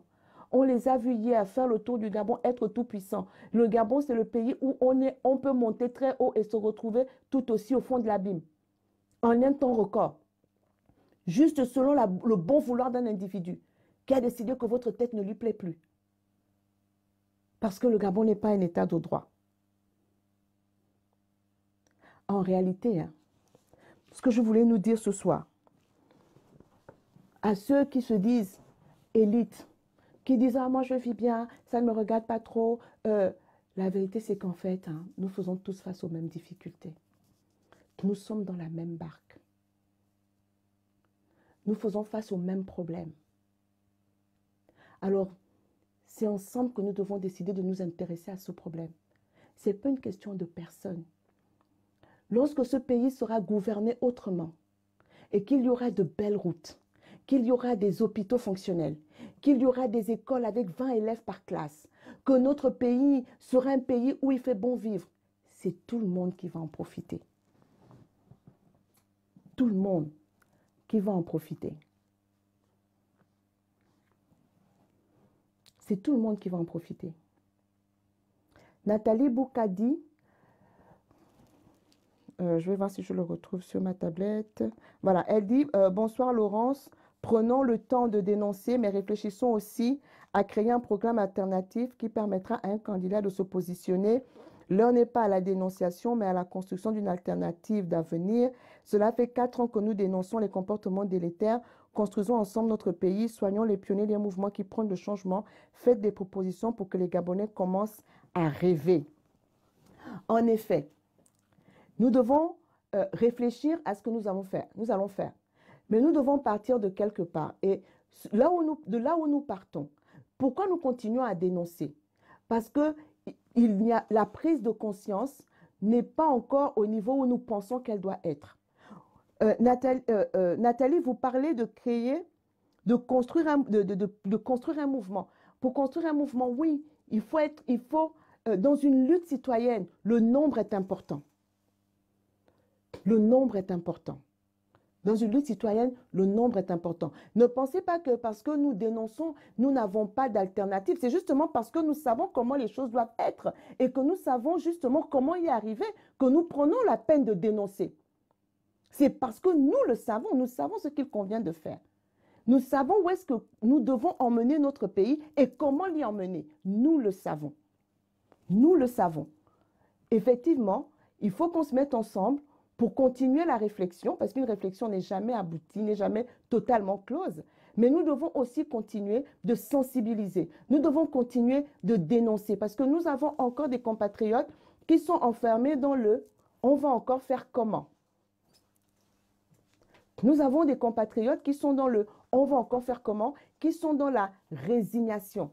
Alors, plutôt que de se résigner, nous continuons de faire dans la sensibilisation pour que nous puissions comprendre. Vous, votre conscience est éveillée, mais ce n'est pas encore le cas pour beaucoup de compatriotes. Et pour cela, nous devons continuer de les interpeller pour que, justement, ensemble, nous réalisions que nous devons changer notre pays, que nous ne sommes pas les uns contre les autres, mais vraiment que nous devons être ensemble pour proposer une alternative. C'est de ça dont nous avons besoin.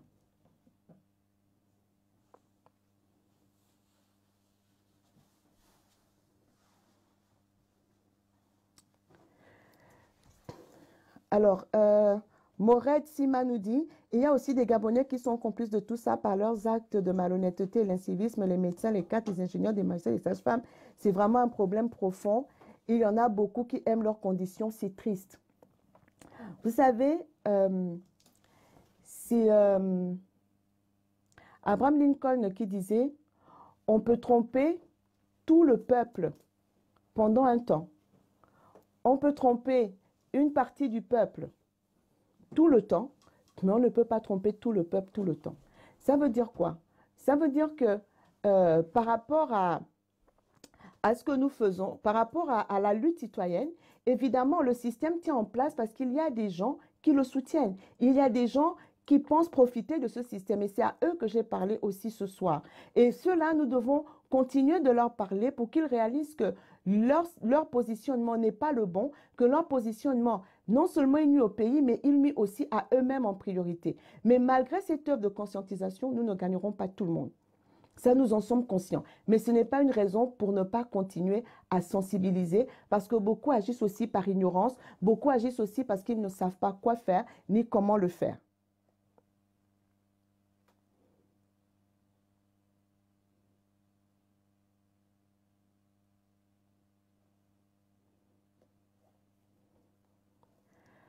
Alors, Alex dit, oui, une sensibilisation sans action est quasiment vaine dans un milieu de déformation et de perte de valeur à tous les niveaux. Non, je ne pense pas. Je crois aux valeurs de l'éducation et de la sensibilisation. Personne n'est foncièrement mauvais. Vous savez, les hommes ne sont pas foncièrement mauvais. Maintenant, il faut savoir que les consciences s'éveillent chacune à son tour. Il y a des faits qui vont éveiller une conscience aujourd'hui et qui laisseront insensible une autre conscience. Et cette conscience qui ne s'est pas éveillée aujourd'hui s'éveillera demain par rapport à un autre fait. Donc, il ne faut pas du tout baisser les bras et partir du principe qu'il n'y a rien à faire. Si on a à faire, vous savez, lorsque la France est sortie de la Seconde Guerre mondiale, la France était à terre. La France était à terre. Ce que le général de Gaulle a décidé de faire, c'est de se dire, la France se relèvera par l'innovation. Et c'est à ce moment-là qu'ils ont mis de l'argent dans la recherche, dans la réflexion.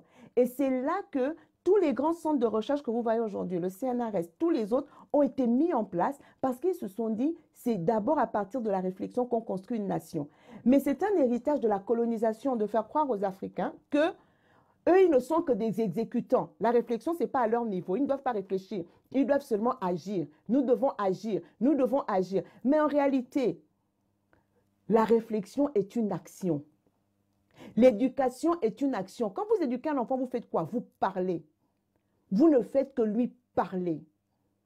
Et donc, parler est une action. Sensibiliser est une action. Et cette action est primordiale si l'on veut construire quoi que ce soit. Parce qu'une action qui n'a pas été réfléchie ne sera pas aboutie. Et c'est vrai aussi que réfléchir à des actions qui ne sont jamais mises en œuvre, c'est pareil. Donc, il faut un jeu de va-et-vient entre la réflexion et l'action. Mais enfin, l'action de terrain, parce que la réflexion est une action. La réflexion est une action. Et la sensibilisation est une action. Donc, quand vous dites une sensibilisation sans action est quasiment vaine, non. La sensibilisation en elle-même est une action. Quand vous éduquez votre enfant, vous lui faites quoi? Vous ne faites que lui parler. Vous ne faites que le sensibiliser. Vous ne faites que le conseiller. Et donc, ça finit par porter son fruit. Et c'est ce que nous faisons. Nous ne nous lassons pas. Nous ne nous lassons pas. Nous continuons de sensibiliser. Nous continuons d'interpeller. Il y a les rendez-vous citoyens que nous faisons en ligne. Il y a les rencontres citoyennes que nous faisons en allant rencontrer les Gabonais directement. Et nous croyons aux vertus de l'éducation et nous savons que ça va porter du fruit.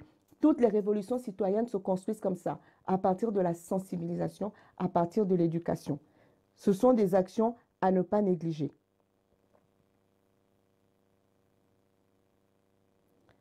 Alors, j'essaye de voir s'il y a d'autres commentaires.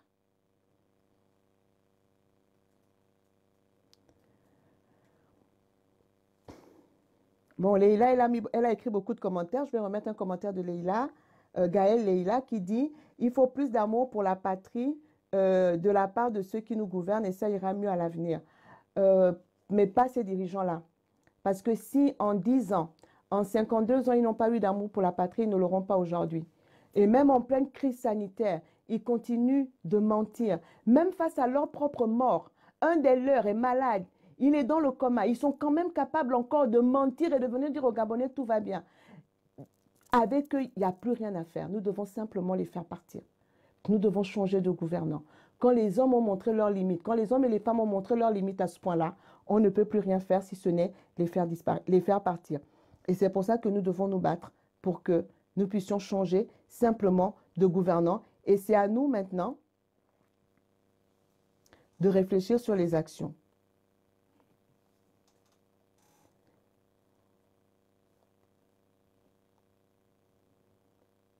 J'ai envoyé l'annonce de Nathalie. Il y a une question de Nathalie. Nathalie dit, si nous faisons une analogie avec l'histoire de France, de la France après la Seconde Guerre mondiale, n'est-il pas le moment de réfléchir sur des actions innovatrices qui pourront sortir le Gabon du marasme actuel? Tout à fait. Tout à fait. Je suis entièrement d'accord avec vous. C'est le moment de réfléchir sur des actions novatrices. Il faut que nous réfléchissions sur ces actions novatrices et que nous commencions que nous les mettions en œuvre. Mais je veux aussi dire que la sensibilisation telle que nous sommes en train de le faire par le moyen des réseaux sociaux, c'est novateur. C'est aussi novateur. Et c'est ce qui a changé déjà par rapport à avant. Parce que lorsqu'ils ont commis leur coup d'État militaro-électoral en 2016, ils pensaient que nous allions nous taire. Ils ne pensaient pas que nous utiliserions les réseaux sociaux à ce point pour leur résister. Parce qu'il faut savoir que toutes les dictatures se plaisent à travailler à huis clos. Elles détruisent, elles tuent et elles se donnent une image à l'extérieur. Or, aujourd'hui, nous avons considérablement écorché cette image en révélant la vérité de ce que sont ces gens. Et donc, nous servons aujourd'hui des moyens modernes à notre disposition parce que, qu'on le veuille ou pas aujourd'hui, les réseaux sociaux sont devenus le terrain sur lequel la politique se fait. Aujourd'hui, le président américain, si vous voulez savoir ce qu'il pense, c'est sur Twitter. Aujourd'hui, la politique se fait sur les réseaux sociaux. Et nous avons choisi d'investir justement les réseaux sociaux pour faire de la sensibilisation, pour véhiculer des idées, pour parler à nos compatriotes. Et il y a d'autres actions évidemment qui se construisent. Et nous sommes preneurs. Si vous avez des propositions, il n'y a pas de souci. Contactez Inbox et nous verrons ce que nous pouvons faire pour continuer notre pays, pour délivrer notre pays.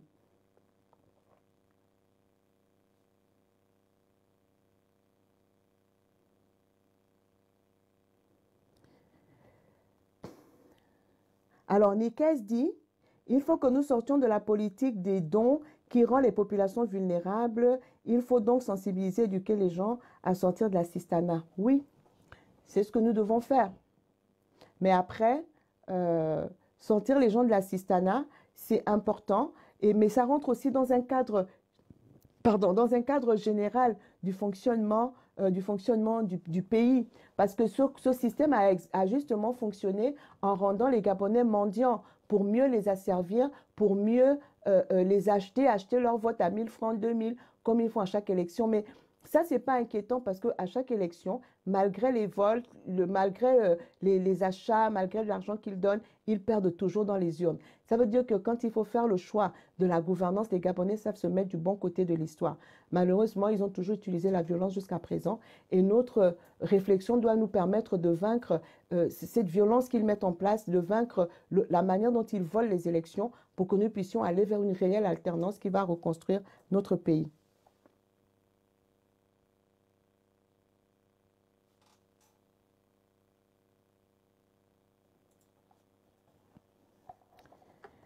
Le problème, c'est que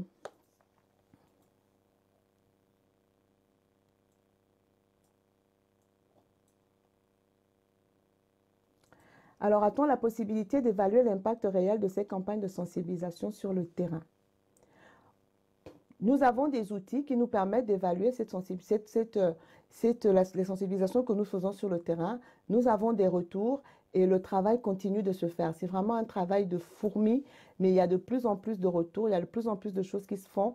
Et vraiment, ne nous décourageons pas. Nous devons croire profondément qu'aucun régime n'est infaillible et que, enfin pas infaillible, mais aucun régime n'est invincible. Ce régime n'est pas invincible. Nous allons le vaincre et nous y arrivons petit à petit. Il y a des campagnes de sensibilisation qui marchent et nous voyons les résultats. Nous ne pouvons pas toujours forcément tout dire publiquement, mais voilà. Si nous persévérons, c'est aussi parce que nous avons des résultats concrets sur le terrain.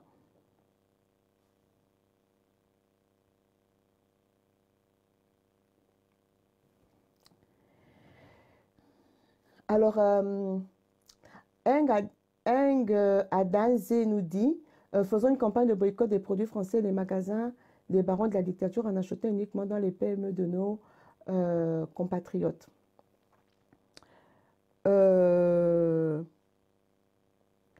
Boycott des produits français, est-ce que ça aura... Nous discutons de ces questions-là dans les rencontres citoyennes. Ce qui est sûr, c'est que si vous connaissez les magasins des dictateurs, pourquoi pas? Mais une chose est réelle, c'est qu'il faut plus de solidarité entre Gabonais. Nous devons construire une solidarité entre nous. Nous devons être capables de nous porter les uns les autres, en effet, de porter nos commerces, et de faire en sorte que le climat des affaires au Gabon soit agréable pour tous. Donc, ça, c'est important.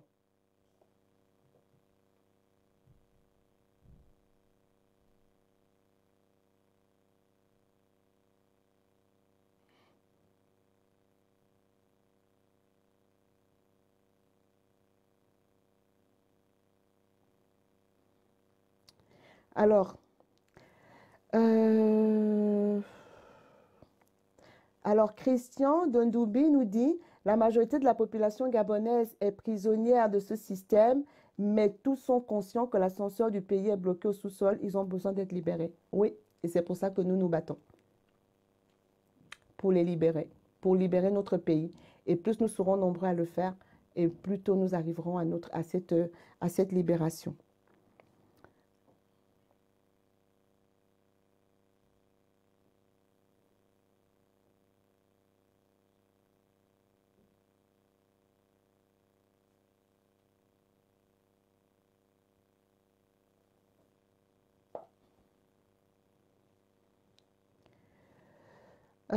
Alex Lassie nous dit, je suis d'accord, sauf que l'action française est faite au haut niveau, tandis que nous, au bas niveau, nous ne devons pas nous limiter à la parole et nous devons démarrer par des actions avec des ONG, des partenariats, avec des structures de développement et des modèles africains qui ont fait leurs preuves. C'est possible de commencer dès maintenant. Entièrement d'accord avec vous. Effectivement, c'est une voie. Comment démarrer des actions concrètes avec des ONG que nous mettons en place. Nous établissons des partenariats avec d'autres structures, avec d'autres modèles, dans le contexte qui est le nôtre, en sachant que c'est un contexte répressif, c'est un contexte dans lequel ils refusent l'innovation. Si vous venez pour faire des choses, bref, mais nous sommes capables de contourner ce système et effectivement d'être au plus près de nos populations et continuer justement à les fortifier pour qu'elles puissent réellement dire non à ce système et le retourner.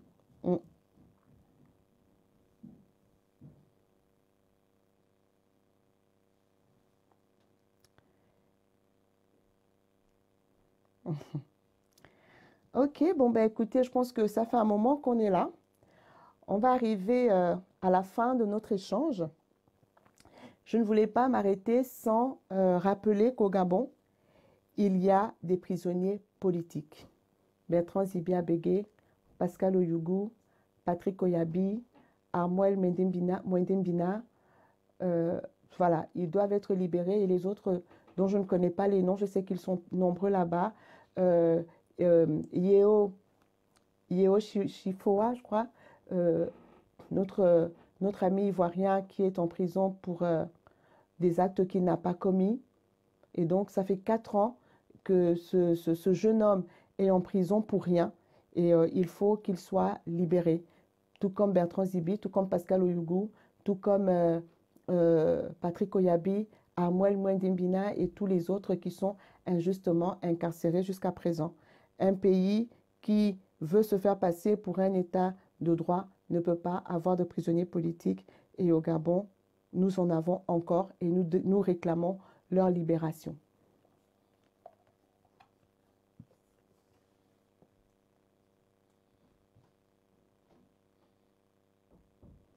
Alors, je vais quand même reprendre cette question de Nathalie Bouka qui dit « La diaspora sénégalaise a gagné ses lettres de noblesse en ayant une représentation au Parlement sénégalais. Pourquoi ne pas être une puissance économique et s'imposer sur l'échiquier politique de notre pays ?» La diaspora sénégalaise a un député parce que le gouvernement sénégalais qui fait les lois a ouvert un siège de député pour la diaspora. Parce que c'est un régime qui veut inclure tous les Sénégalais à la gestion du pays. En 2012-2013, le Gabon avait fait, Bongo Ndimba Ali avait promis qu'il y aurait un député des Gabonais de l'étranger. Mais quand il a su, notamment de la diaspora, mais depuis l'élection de 2016, il s'est rendu compte qu'il a perdu les votes quasiment dans toute la diaspora, sauf en Chine. Le poste de député des Gabonais de l'étranger n'a jamais vu le jour au Parlement. Même en France, il y a un poste des Français de l'étranger. Mais au Gabon, il n'y en a pas un. Et ce n'est pas parce que nous ne sommes pas une puissance économique. Aujourd'hui, au Gabon, si vous êtes taxé d'opposants, vous ne pouvez pas mener des actions de bienfaisance au Gabon. Ils vont vous en empêcher. Et donc, ils tiennent un double discours en disant « Oui, la diaspora ne fait rien. » Et quand même elle voudrait faire, elle est tenue de le faire en cachette parce qu'ils vont s'y opposer. Voilà les conditions dans lesquelles nous sommes. Ils savent que la diaspora ne leur est pas favorable, donc ils n'ont pas ouvert un siège de députés pour la diaspora. Et ils nous empêchent d'ailleurs, ne fût-ce que de rentrer chez nous. Est-ce que vous savez qu'aujourd'hui, dans cette diaspora, les Gabonais qui sont taxés d'opposants n'ont même pas de passeport? On refuse de leur renouveler les passeports. Vous voyez le niveau de répression? Nous sommes dans un régime extrêmement répressif. Nous ne sommes pas en face de personnes de bonne foi qui veulent entendre ce que nous disons. Dans tout ce qui a été dit ce soir, il n'y a pas eu d'attaque personnelle. Nous parlons d'une situation catastrophique d'un pays et que l'on gagnerait tous à voir changer. Mais ils ne l'entendent pas de cette oreille. Ils ne l'entendent pas de cette oreille. Donc nous devons concevoir des actions, réfléchir en sachant que nous ne pouvons pas coopérer avec le régime en place. Parce qu'il ne le veut pas, parce qu'il ne veut pas changer les choses. C'est soit vous vous alignez à la destruction du pays qu'ils sont en train d'orchestrer, soit ils vous combattent. Ce sont eux qui nous combattent. Nous nous battons pour relever une nation. Nous nous battons pour les Gabonais qui n'arrivent pas à manger chaque jour. Nous nous battons pour les Gabonais qui n'arrivent pas à se soigner. Nous nous battons pour que notre pays ne soit plus la risée des autres nations. Nous nous battons pour que être Gabonais soit une référence dans le monde. Quand on dit celui-là est Gabonais, qu'il inspire le respect parce qu'il a réussi à construire sa nation. Ce qui élève les nations, c'est leur niveau de développement, c'est leur niveau de construction de leur nation, c'est le niveau de vie qu'elles donnent à leur population. C'est cela qui impose le respect. Et tant que nous n'aurons pas réussi à construire ça dans notre pays, nous ne serons pas respectés. Même ceux qui sont à la tête de cet État ne sont pas respectés. Et nous continuerons ces rendez-vous citoyens. Donc, je vous donne rendez-vous pour le prochain rendez-vous citoyen. Et le thème, ce sera « De quoi sommes-nous le nom ?» N-O-N. De quoi sommes-nous le nom? C'est ce dont nous discuterons lors des prochains rendez-vous citoyens. Merci à vous d'être restés jusqu'à cette heure. Merci pour les échanges, merci pour les commentaires, merci pour tout. Nous ne lâchons absolument rien. Nous avons un très beau pays, très mal gouverné, mais aujourd'hui, nous sommes capables de le reprendre en main. Et je vous assure, nous reconstruirons le Gabon. Nous construirons un Gabon beau, grand, fort, prospère. Nous allons ensemble le réinventer. Et comme le dit notre hymne national, nous ferons en sorte qu'aux yeux du monde et des nations amies, ce Gabon immortel soit digne d'envie. Merci à toutes. Que Dieu vous garde et que Dieu nous garde. À bientôt.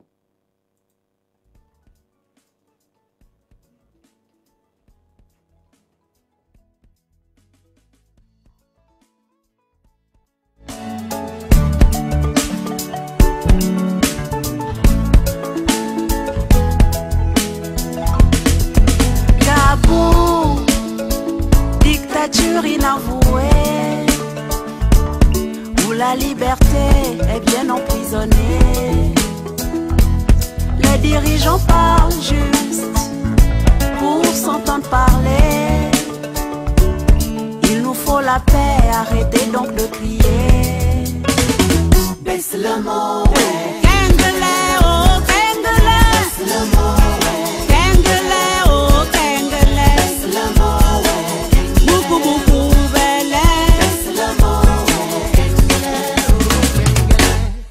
De bongo à bongo, 50 ans de bongo, de richesse à gogo, petit pays en paix. Mais nos vies sacrifiées et nos classes saturées, nos routes éventrées pour un pays en paix. Baisse le mot, ouais. Kengele, oh Kengele. Baisse le mot, ouais. Walenge tatabane. Baisse le mot, ouais. Kaketiambe di Kengele. Baisse le mot, ouais. Gabon, dictature inassouvie, où la loi s'applique